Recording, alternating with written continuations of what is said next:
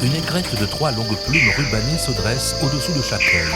Elles peuvent voltiger avec une parfaite aisance dans le monde de la nuit en évitant tous les obstacles. Du terrien prisonnier de la pesanteur. Vite, vite, chercher un territoire, le marquer, trouver sa compagne, construire le nid et le roselin cramoisi. À la fin de tout, c'est ça. On aime le film ou on l'aime pas.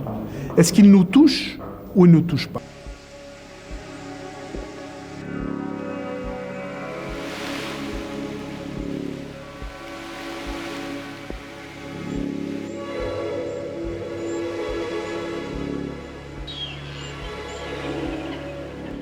Le principe du film, le principe de Laurent Charbonnier, qui est un opérateur animalier, réalisateur connu et reconnu, c'est avant tout quelqu'un qui veut tourner sans déranger les animaux, sans être dans un milieu très naturaliste.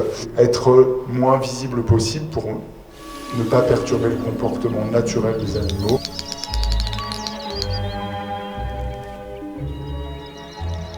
Dans la profession, j'attache un intérêt tout particulier à la qualité du cadre, le traitement image et le traitement du son, que ce soit, on peut penser sur le terrain ou en post-production. La bande sonore d'un film est composée de plusieurs éléments, comme vous le savez.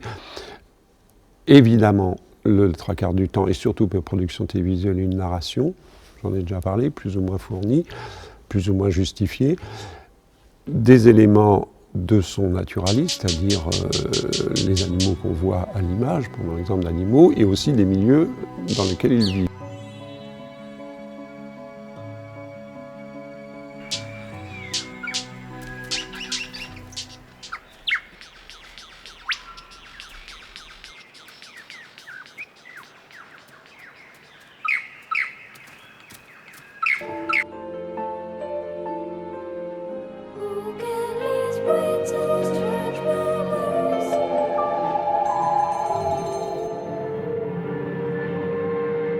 J'ai rencontré la production dans des documentaires que je réalisais, qu'on réalisait, ou faisait réaliser.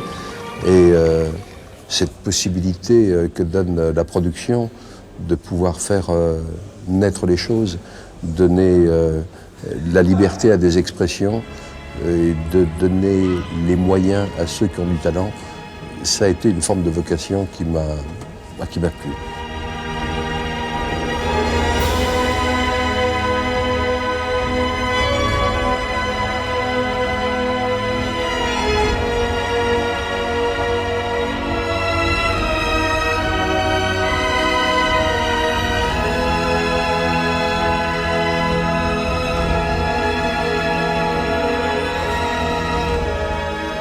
Effectivement, le Festival de l'Oiseau et toutes les équipes qui ont travaillé, on est dans un temple du cinéma animalier. Alors, ce n'est pas un film animalier que vous allez voir, c'est un film sur une passion, la passion de Jean et de Johnny pour le chant des oiseaux. Même technique encore. Le courlis cendré, même technique. Donc c'est vraiment un son puissant pour qu'on puisse les entendre le plus loin possible. Donc là, tout à l'heure, on a entendu un courlis avec le vent, je pense qu'il est à peu près à 2 km. On l'entend comme s'il était... et là, on l'a cherché avec les jumelles, on l'a jamais trouvé. Et on espère le voir, quelquefois, bon, on le voit pas, mais on entend toujours le son. Donc il est toujours présent, il est toujours là, et quelque part, il nous rassure aussi. Tous les membres du jury sont attentifs à ce qu'il n'y ait rien de faux, à ce qu'il n'y ait pas de chiquet, que le type respecte son sujet, qu'il n'approche pas les animaux, qu'il ne les manipule pas, qu'il respecte les gens qu'il interviewe, qu'il s'intègre dans le milieu et reste en recul. Cette notion de respect est extrêmement importante et on y est tous sensibles. Ce sont de remarquables imitateurs. Les cris sont communicatifs et certains décident même de chanter en duo. Des kookaburras, les voisins des Ménures. Pour les amateurs, une bonne orientation, ce n'est pas d'aller chercher la performance en termes de qualité d'image, nécessairement. C'est plutôt en termes d'originalité d'image. Et donc, l'originalité de l'image, ça va être d'aller chercher chez les animaux, par exemple, un comportement inédit, quelque chose auquel eux seuls auront eu accès, par leur quête personnelle, par leur contact. L'autre partie, c'est la qualité, savoir raconter une histoire. Donc ça aussi, Je pense qu'un bon auteur, il sait raconter une histoire.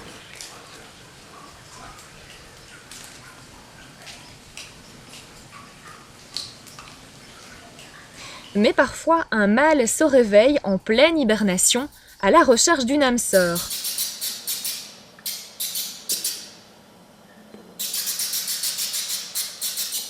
En effet, la reproduction des vespertillons de Daubenton a lieu en automne ou en hiver, et les spermatozoïdes sont gardés vivants dans les voies génitales de la femelle jusqu'à la fécondation qui a lieu au printemps. Et ceci m'amène à citer un ornithologue américain qui s'appelait Ian Macmillan et qui vécut il y a 2 siècles, et qui a dit cette phrase admirable. Au fond, c'est la seule chose que je vous demande de retenir ce soir de cet entretien. Il a dit quelque chose d'admirable. C'était l'époque où les cow-boys tiraient sur tout ce qui bouge. Ils tiraient sur les Indiens, ils tiraient sur les bisons, ils tiraient sur les condors. Et alors il a écrit ceci, il a dit « Il faut sauver les condors ».